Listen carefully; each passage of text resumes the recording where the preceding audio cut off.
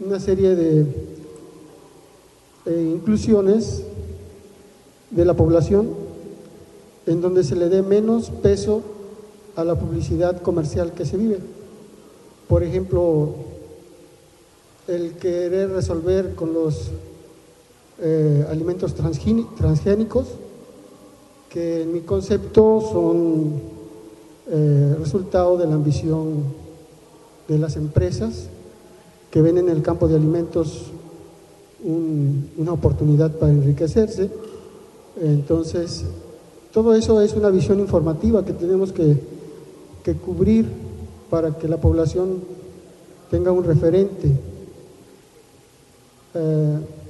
También, por ejemplo, los cereales, las semillas de la calabaza, es muy fácil de acceder a ellos y pues en algunos lugares ya se empieza a valorar, pero no en todos. O sea, menospreciamos algunas cosas que tradicionalmente, como dice el doctor, tienen un valor muy preciado en la historia de nuestra alimentación.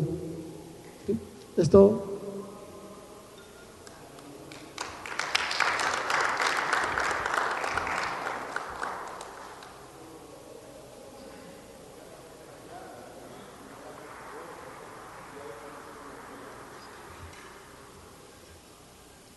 Tengo una propuesta que quisiera que se plasmara, que el gobierno implementara programas de capacitación a las madres de familia para que cada una de las madres pues haga su huerto escolar, que aparte de que se le capacite, se les proporcionen las semillas. Yo soy directora de una escuela y a nuestro alcance pues hemos hecho este trabajo, pero si nos vamos a las colonias marginadas, dice, tenemos que tener una alimentación variada, pero dicen algunas madres, si consumimos verduras, no consumimos carne o tortillas, no alcanza para un guisado y para tener nuestra ensalada de verduras o frutas. Entonces, yo les sugiero que se lleve esta propuesta de que se implemente la capacitación a las madres para que usen sus jardineras para producir sus propios alimentos, porque es necesario. La economía no nos permite a todas las madres de familia llevar este platillo del buen comer. Además, lo que decía mi compañero profesor, pues proponer también que disminuyan esa publicidad de esos alimentos chatarras que nos están bombardeando a diario los medios televisivos y que esto está perjudicando profundamente la nutrición de nuestros niños. He dicho.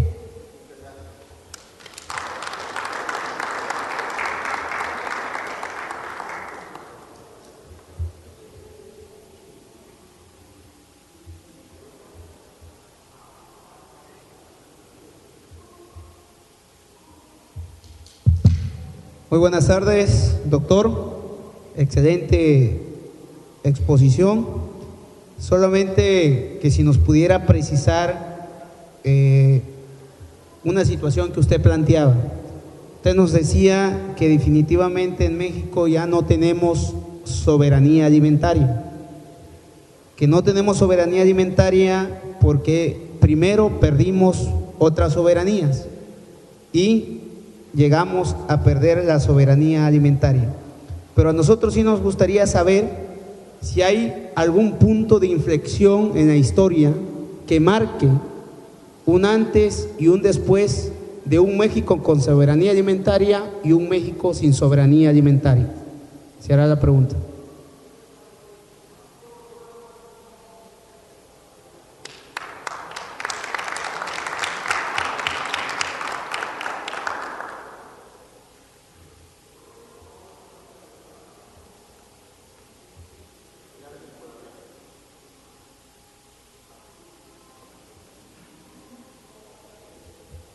Buenas tardes. Primero, felicitar al ponente, doctor. Muy ilustrativa su ponencia. Me parece interesante que se comenten varias cosas aquí. Básicamente sobre el hecho de la publicidad que nos proyectan en los medios y que esa falsa publicidad pues, nos ha hecho caer en muchos vicios, ¿no? Como consumidores propiamente. Pero por otro lado, considero muy importante el tema de la regulación hacia los alimentos estos chatarra que nos venden.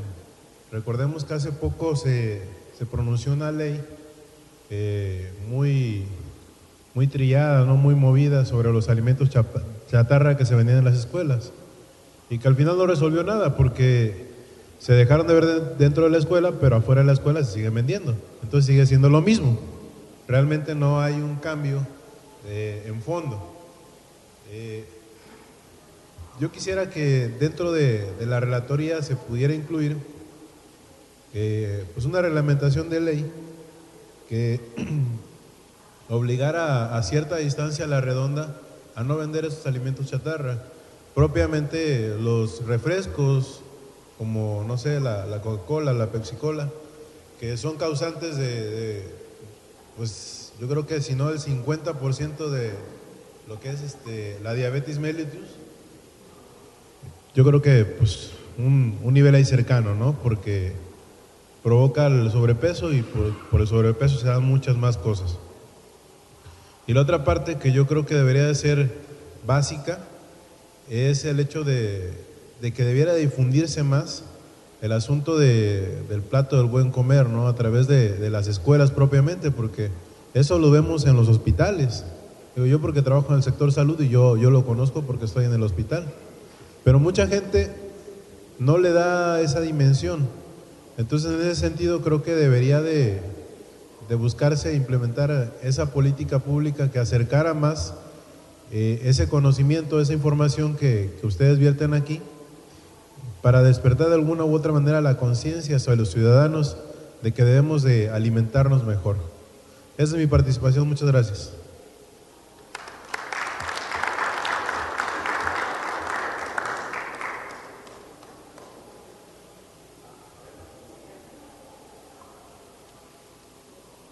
Buenas tardes, muchísimas gracias por permitirme participar. Yair García. Doctor, la pregunta va dirigida hacia los alimentos genéticamente modificados. ¿Cuál es el impacto que pudiera tener estos alimentos que parece ser que ya en México se empieza a generar una gama de productos que están diseñados de esta manera? Y la segunda sería, ¿qué pasa con las políticas que permiten el etiquetado, especificar cuál es el grado de noción que tienen hacia las personas al momento de ingerirlas, ¿no? Muchísimas gracias.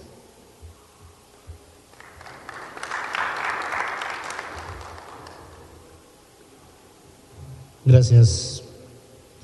Pues en primer lugar felicitar la iniciativa de llevar a cabo este foro. Soy Rafael Arestegui, director general del CESOP. Ahí colaboramos con el doctor Valencia. Brillante iniciativa de llevar a cabo este foro. Siempre que llevamos a cabo foros, la gente se pregunta después qué va a seguir. Y en ese orden de cosas yo intenté hacer unas notas que no alcanzaron la estatura de ponencia, pero sí quisiera compartirles, porque el sentido de las mismas arranca precisamente con un foro que llevamos a cabo sobre el mismo tema en Atoyac con organizaciones sociales. En aquella ocasión asistieron, y me llamó mucho la atención el hecho, 160 mujeres y solo 14 hombres en Atoyac de Álvarez. Y la discusión fue un poco precisamente ante el temor de la reforma al campo, qué va a pasar con la seguridad alimentaria, que sería, digamos, el derecho a la alimentación, y la soberanía alimentaria, que es el derecho de los pueblos a ser autosuficientes en términos alimentarios. Y hubo varias propuestas que creo que van de la mano con lo que estamos observando en los movimientos campesinos. En primer lugar, la semana pasada, en esta semana se llevaron a cabo varias movilizaciones que tienen como preocupación el tema de la reforma al campo y el tema precisamente de la necesidad de reactivar la producción en el campo. Y un conjunto de propuestas, les voy a hacer llegar el documento por escrito, pero un conjunto de propuestas tienen punto de partida común. Es importante que de acuerdo a lo que se dijo en la inauguración del foro, que los diputados del PRD retomen la importancia que tiene que se apruebe la ley de suficiencia alimentaria, que tiene 3 años de ser presentada en la Cámara de Diputados y que está congelada. Y que en esta ley la seguridad alimentaria tenga el mismo rango de interés público que se le está dando a la actividad minera o a la actividad petrolera. Porque de lo contrario, de seguir adelante las políticas que están definiendo, pues evidentemente el interés público y la prioridad va a seguir siendo o la extracción del petróleo o la minería, pero no la seguridad alimentaria. Entonces, que en ese orden de cosas, que en esa ley que está congelada se incluye ese elemento tan importante. Y luego hubo conclusiones muy importantes y lo más valioso fue que en el municipio de Atoyac se formó el primer comité por la suficiencia alimentaria, comité municipal por la suficiencia alimentaria. Creo que sería importante entender que todo lo que se ventila es posible lograrlo si la gente se organiza y efectivamente desde el espacio local propugna para que haya la garantía.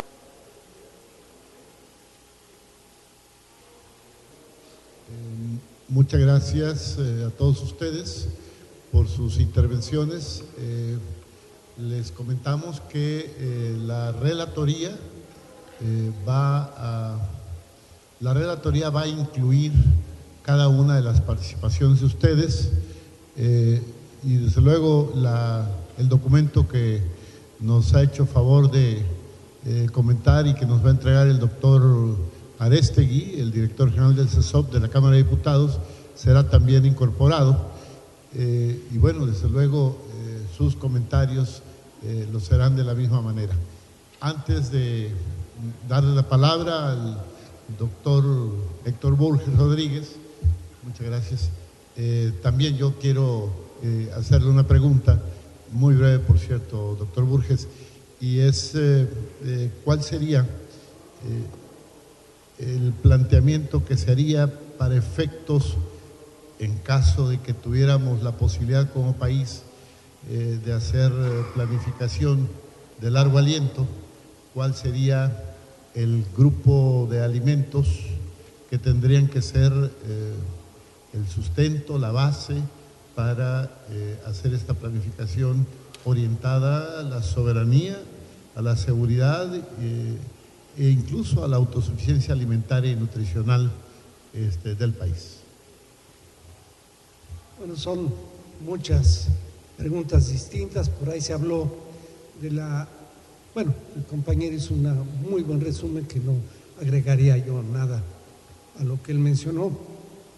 Se habló después de capacitación, por supuesto, y es algo que está brillando por su ausencia.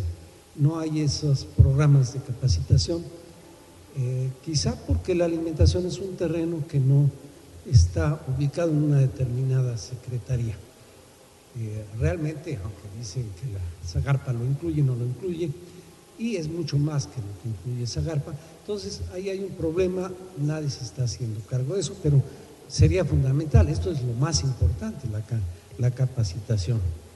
Desde luego mencionaron lo de los huertos, por supuesto, hay miles de posibilidades de producción, aún en el medio urbano, en las paredes se puede producir mucho, paredes verdes, en fin, es cuestión otra vez de actitudes y de actividades de la sociedad, más que del gobierno mismo. Si los esperamos, pues nunca vamos a tener muchas cosas.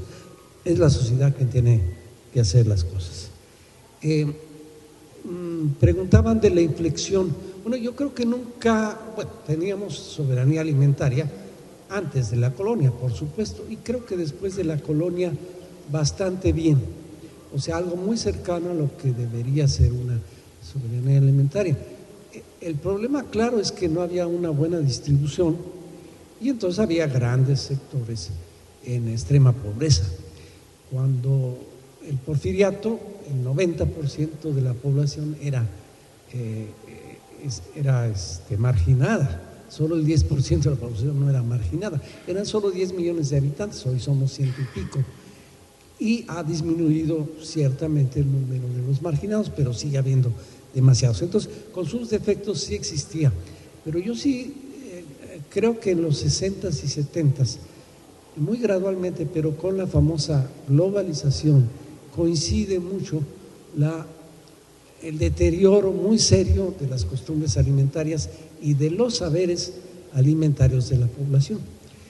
Miren, en el 40 y tantos hizo el maestro Subirán una encuesta en una colonia muy pobre de la Ciudad de México, la colonia Santa Julia, y se esperaba encontrar en esa encuesta mucha desnutrición y problemas porque era una comunidad muy pobre, una colonia muy pobre. Pues no, porque tenía la cultura alimentaria, la traía desde los antepasados y tenía muy buena alimentación a pesar de sus restricciones económicas. Eso también se perdió, o sea, lo que se ha perdido más es esa cultura alimentaria. Pero para mí la inflexión es en ese momento, en los 60, 70, 80.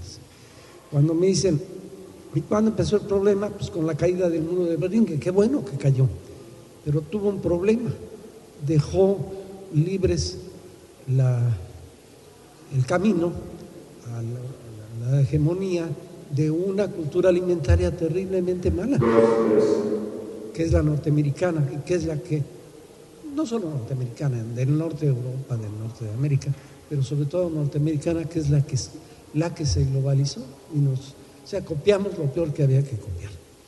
En cuanto a la publicidad, bueno, para quienes estamos en eso es que no veo un solo anuncio que se libre de estar diciendo tonterías o mentiras o exageraciones. Y algo que fomenta mucho la publicidad es el pensamiento mágico. Hay los alimentos buenos y los malos, como en Hollywood, los buenos y los malos. Y eso ya sabemos que no existe. Ni los alimentos, que son objetos, son buenos ni malos.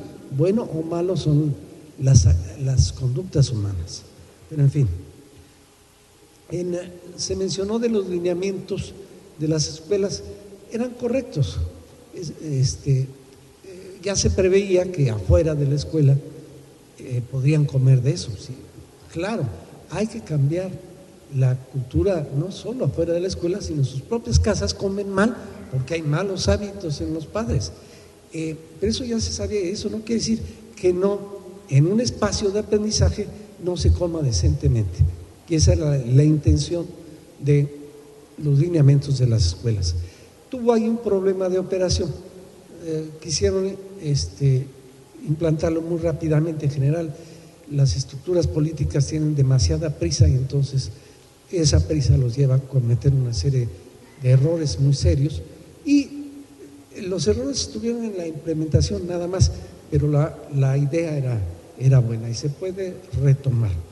En la actualidad algo semejante está pasando con lo de la publicidad que se prohíbe para niños. Yo diría, ojalá y pudiéramos, no se puede, pero ojalá pudiéramos eliminar toda la publicidad, porque también el adulto está sujeto a muchos errores.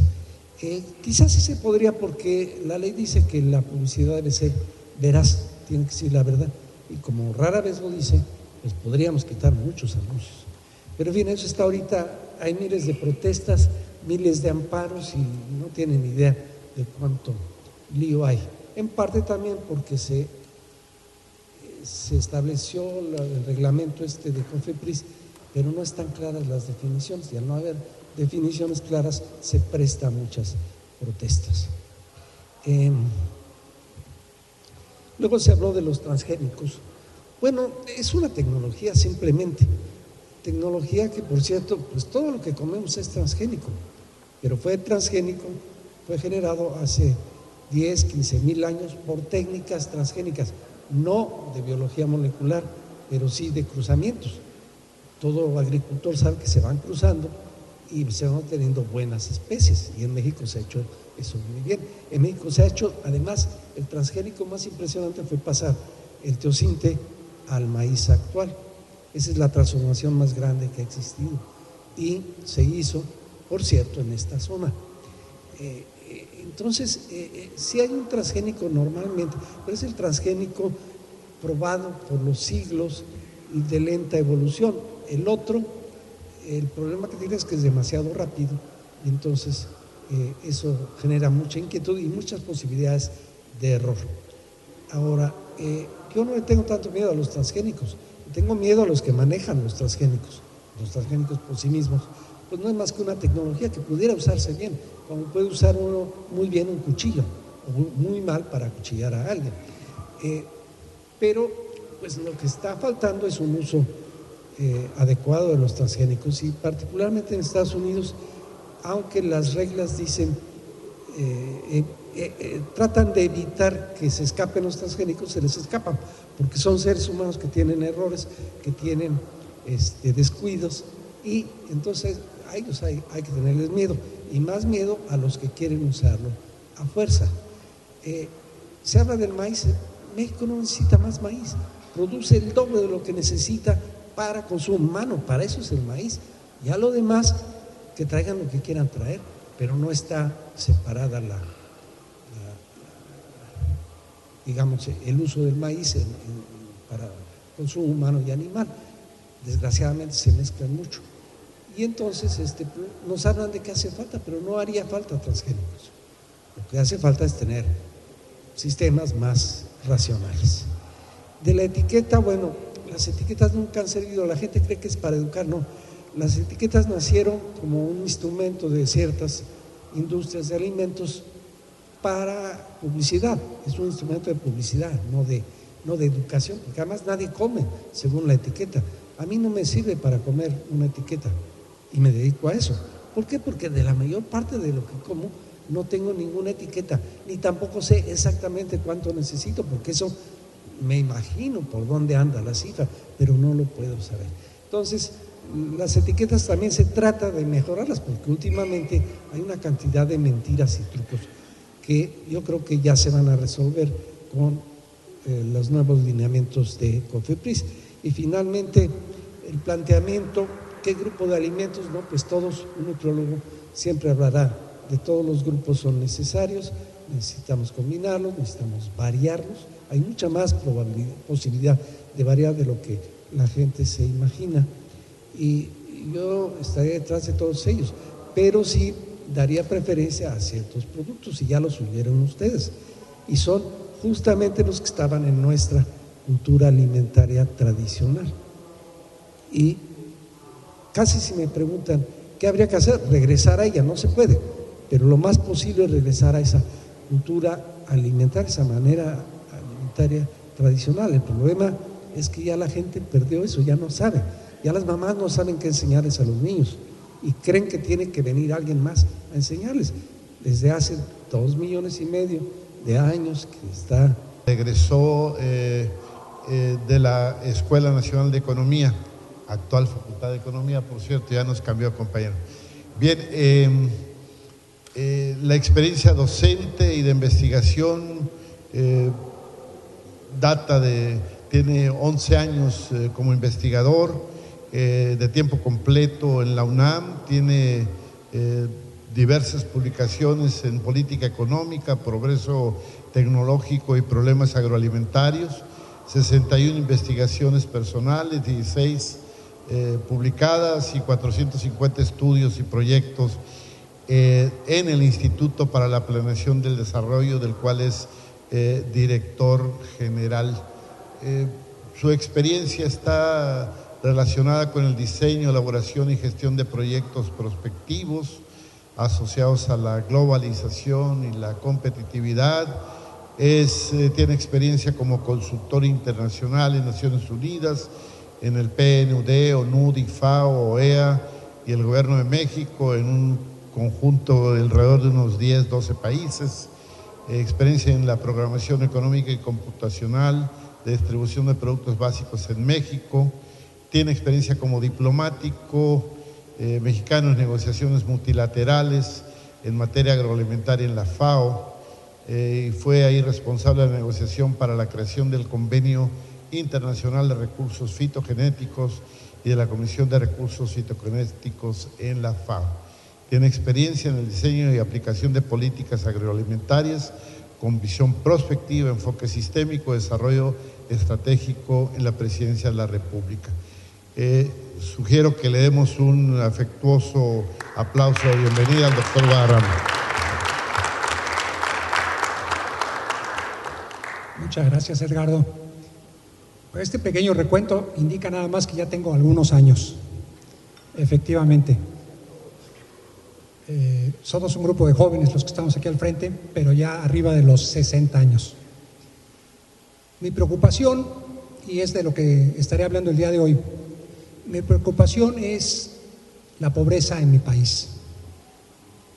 Una preocupación que surge, y les voy a hacer una pequeña anécdota, de un viaje que a los 17 años hago a Alemania, en Europa.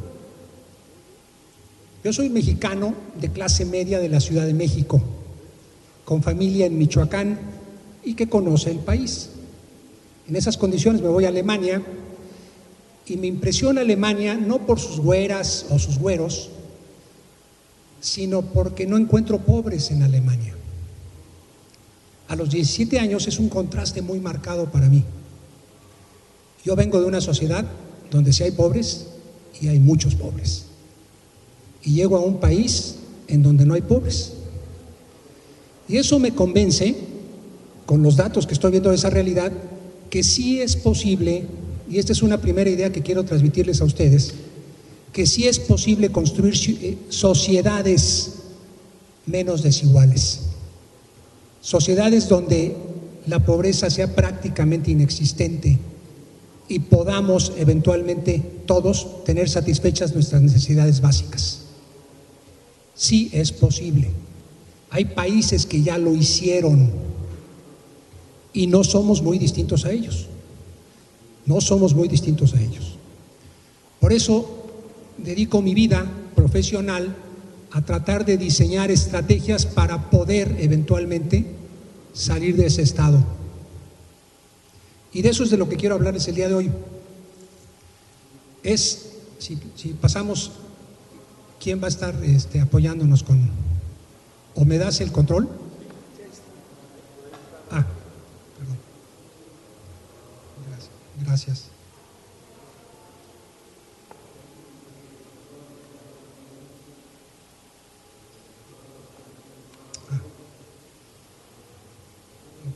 Entonces este es el siguiente. Yo quisiera inquietarlos un poco con unas 4 o 5 ideas. No los quiero atiborrar de información, 4 o 5 ideas básicas. Y es eventualmente, efectivamente, hablar sobre esa pobreza, la más difícil de todas, que es la pobreza alimentaria. Cuando alguien está en situación de pobreza alimentaria, está en la situación más delicada, biológica y socialmente. Y de acuerdo a estadísticas, alrededor de 28 millones de compatriotas, 28 millones de mexicanos están en esa situación. Algunos sostienen que inclusive ha crecido a 32 millones. Somos 117 millones de mexicanos y 32 millones están en situación de pobreza alimentaria. Es un porcentaje muy alto y son muchas, muchas familias y muchas personas.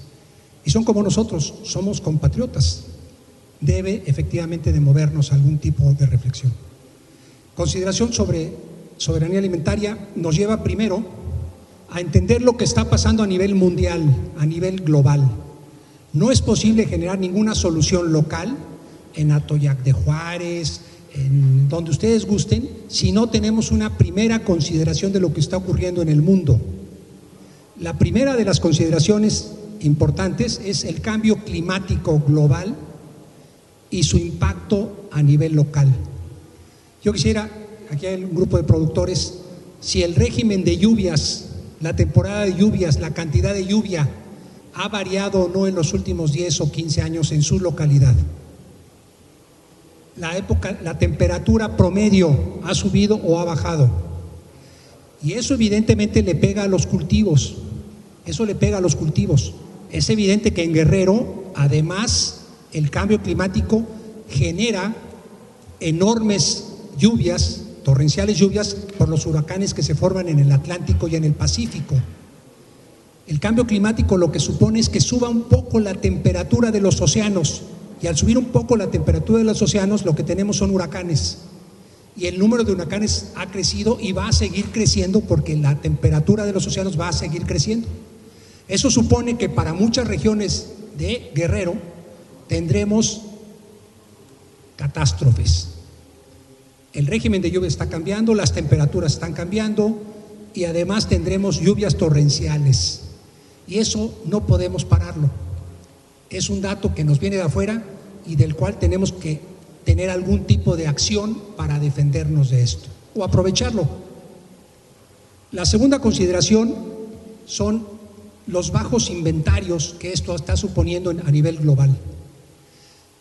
Como lo tocaré un poco más adelante, nosotros somos, por la estrategia de seguridad alimentaria que hemos seguido en los últimos 30 años en el país, somos un país deficitario en alimentos. Tenemos que importar alimentos para poder comer los mexicanos. Cerca del 40% de nuestros alimentos vienen del exterior. Por eso nos preocupa mucho que aquellos países que tienen un excedente para exportar, como es Estados Unidos, como es Rusia, como es Argentina, tengan impactos desfavorables del clima porque no tendrán la producción suficiente para exportarnos y en consecuencia nuestra soberanía alimentaria estaría en riesgo. No producimos internamente los alimentos suficientes y no podemos ir al mercado porque no hay en el mercado internacional suficientes alimentos porque el clima le está pegando a los países que están exportando. Un tercer componente es que esto está asociado también con un aumento en el precio del petróleo. El petróleo ha subido en los últimos 30 años, prácticamente en los últimos 40 años, de 3 o 4 dólares por barril a más de 100. El hecho de que suba el precio del petróleo implica que los fertilizantes van a ser más caros, implica que el transporte de los alimentos que estamos importando va a ser más caro, ese alimento que estamos importando. En consecuencia, hay una relación entre el precio de los alimentos y el precio del petróleo. El precio del petróleo alto genera alimentos con precios altos. Las investigaciones en ciencia y tecnología están permitiendo que a partir del maíz o de algunos otros cereales se pueda producir energía, se pueda producir etanol.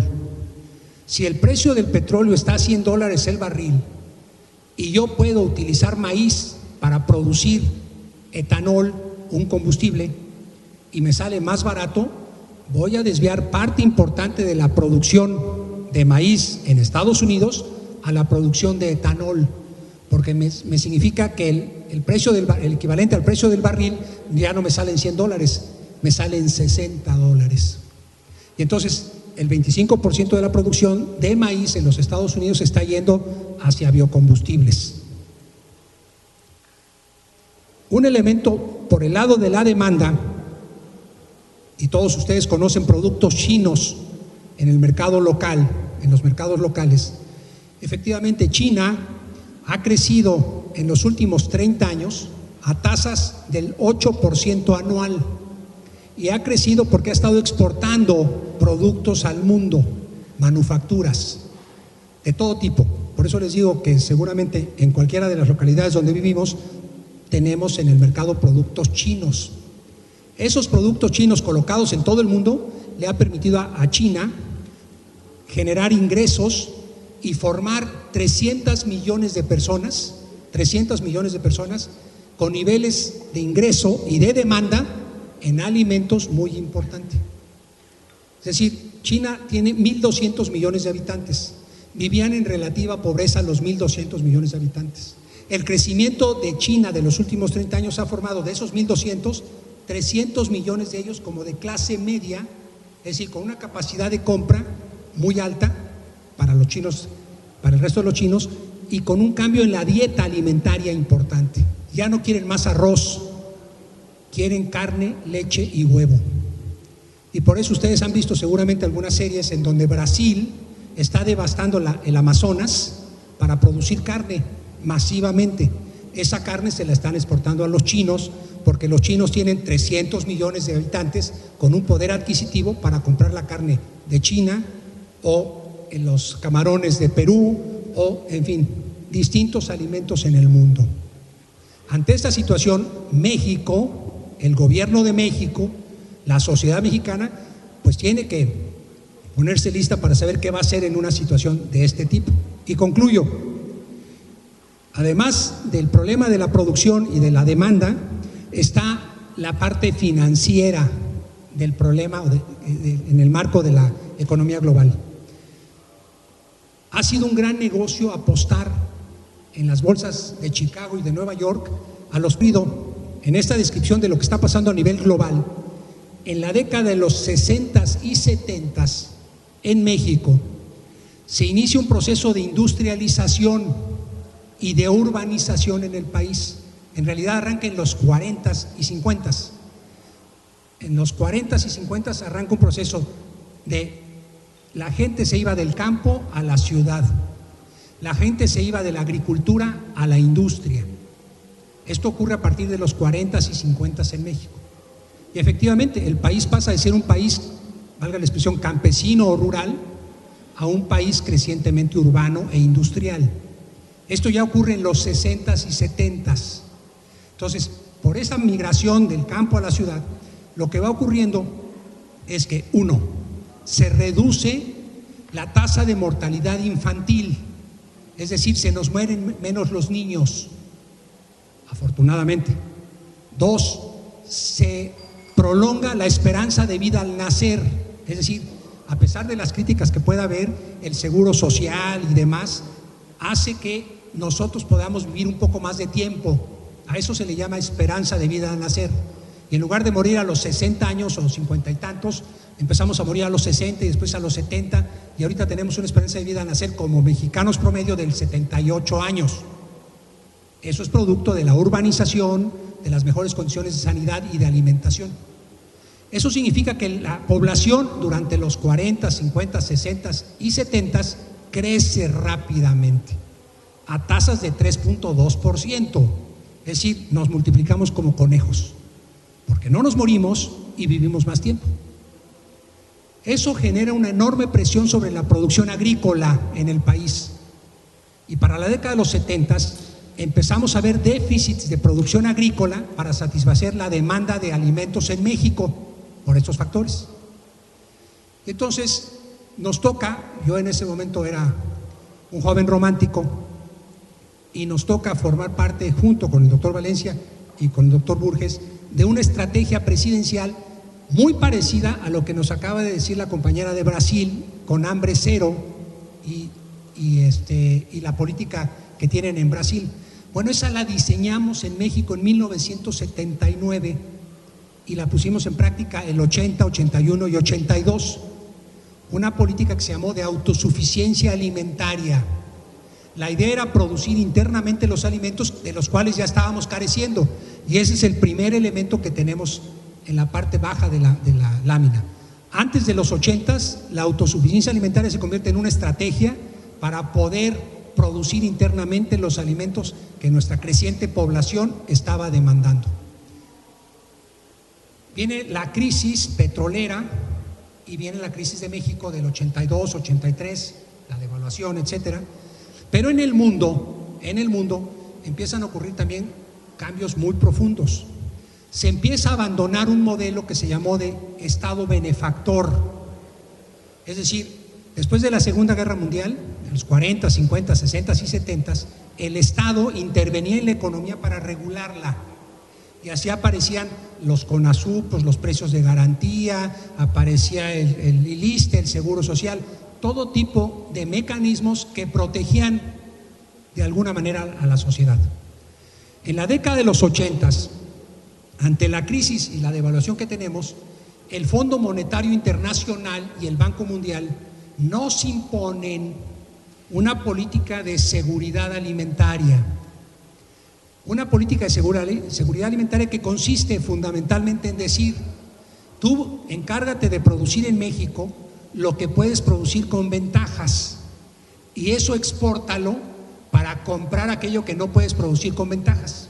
En consecuencia, lo importante es que tengas un saldo de balanza comercial entre lo que exportas y lo que importas positivo, que tú puedas pagar las importaciones con tus exportaciones.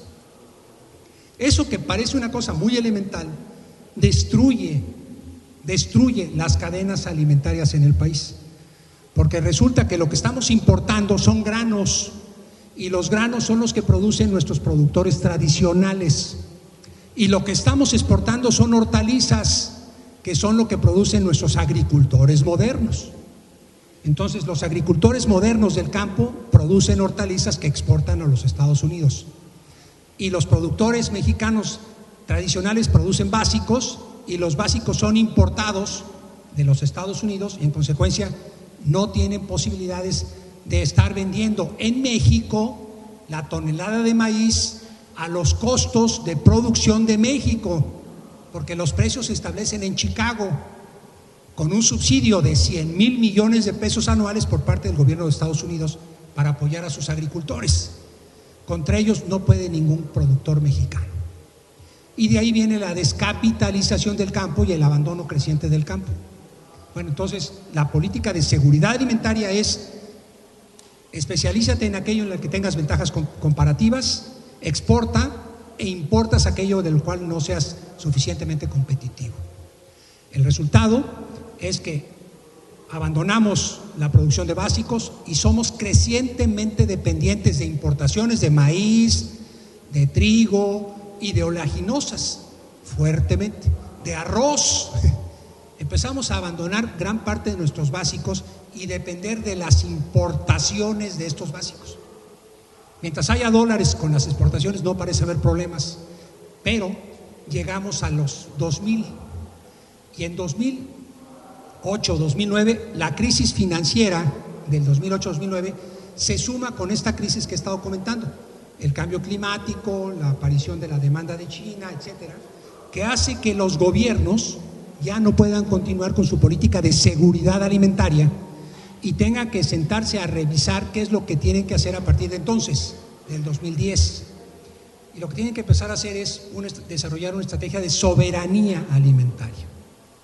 La estrategia de soberanía alimentaria quiere decir recupero mi capacidad para seleccionar la mejor estrategia para no solo la producción, sino la distribución de alimentos en el país. Rescato esa potestad del mercado y el Estado empieza a jugar un papel nuevamente de regulador en el mercado alimentario. Empieza a promover políticas de producción local y regional de alimentos, de autosuficiencia alimentaria y de distribución inteligente de esos alimentos. Yo voy a mostrar ahora cómo se están operando actualmente los sistemas de comercialización y cuál es el problema que esto atrae. Pero concluyo, hasta los 80s la autosuficiencia alimentaria fue válida. A partir de los 80s y durante 30 años hasta el 2010 la de seguridad alimentaria, y a partir del 2010 estamos hablando de soberanía alimentaria. ¿Qué es lo que ocurre? ¿Qué es lo que ocurre y por qué ocurre esta situación de seguridad alimentaria? La seguridad alimentaria nos puso en una situación difícil. En la gráfica que ustedes están viendo tenemos una cadena de valor alimentaria. Esta cadena de valor alimentaria nace en la producción agrícola. La producción agrícola en términos de Producto Interno Bruto representa el 4% del Producto Interno Bruto. Es decir, cuando en la Ciudad de México, yo soy economista, vivo en la Ciudad de México, cuando en la Ciudad de México los economistas hablamos del campo, hablamos del 4% de la economía mexicana, que no es importante. Fíjense lo que estoy diciendo. En la Ciudad de México decimos el campo no es importante porque aporta el 4% de la riqueza nacional. Efectivamente es una parte muy pequeñita. Nada más que ese 4% da nacimiento a actividades de acopio, de comercialización, de industrialización, de comercio mayorista y minorista de alimentos, para conformar al final del proceso un 21% del Producto Interno Bruto de este país. Quiero aclararle para el que esté tomando, esta es la idea fuerza más importante de la ponencia. El 4% del campo genera condiciones para que otros hagan negocio, no el campo, menos los productores. ¿Quiénes hacen negocio en el campo? Del campo. Primero el coyote, pero después el que agroindustrializa, aunque sea nada más dándole una clasificada por arribita a los productos. Después el que se los lleva a la ciudad y los vende al mayoreo, al medio mayoreo o al menudeo. Esos sí hacen negocio. Esos ganan 3 veces más que los productores que están 4 meses en el cultivo. Estos lo ganan en un día. Entonces uno dice, ah caray, entonces el 4% de la economía nacional que está en el campo y que produce alimentos, la agricultura, solamente aporta el 4%, pero da nacimiento a otro 17% de actividades económicas llamadas post cosecha. Ya ustedes están empezando a sentir por dónde va la solución para la reforma del campo, ¿no? Ya estamos empezando a sentir. ¿Cómo que solo el 4%? Quiero aclararles, sin ese 4% no hay negocio para nadie. Sin ese 4% los otros no ganan el 17%. ¿Qué estarían vendiendo? Bueno, entonces lo que quiero señalar es, en términos de Producto Interno Bruto, el campo con un 4% exclusivamente genera finalmente un 21%. El 21% es la quinta parte de la riqueza de este país cada año. Esto hace que los alimentos y toda la actividad agrícola, comercial y demás sea la actividad más importante de la economía mexicana, más importante que el petróleo, más importante que la industria automotriz. Es el sistema o la cadena alimentaria. Y ustedes son importantísimos para eso. Sin ustedes no hay cadena alimentaria. Quiero que lo entiendan, por favor. No solo en términos de producto es importante la cadena, en términos de empleo es más importante aún. 1 de cada 3 empleos en la economía mexicana están en la cadena alimentaria. 1 de cada 3 empleos están en la cadena alimentaria. Por eso puedo afirmar categóricamente que apoyar el desarrollo, la modernización, la productividad y la rentabilidad del campo es reactivar la economía nacional en su conjunto. Esa es la importancia del campo. Y es lo que en la ciudad los citadinitos no vemos o no queremos ver. No nos conviene porque ahí es donde están las industrias y ahí es donde está el comercio, que son los que se quedan con la parte importante del valor agregado de la actividad del campo. Una cadena alimentaria no es cualquier cosa. Esta es una cadena del plátano y el banano a nivel de eslabones por tarea y por proceso. Lo que quiero dejar claro aquí es que la cadena, si bien inicia en el campo, y aquí pongo yo a 3 tipos de productores, los tradicionales, los transicionales y los modernos, y estos se vinculan con productores, con acopiadores también modernos, etcétera, con industrializadores, con distribuidores y con consumidores muy distintos. Lo importante es que la cadena y el campo en particular, como puede ser la ciruela,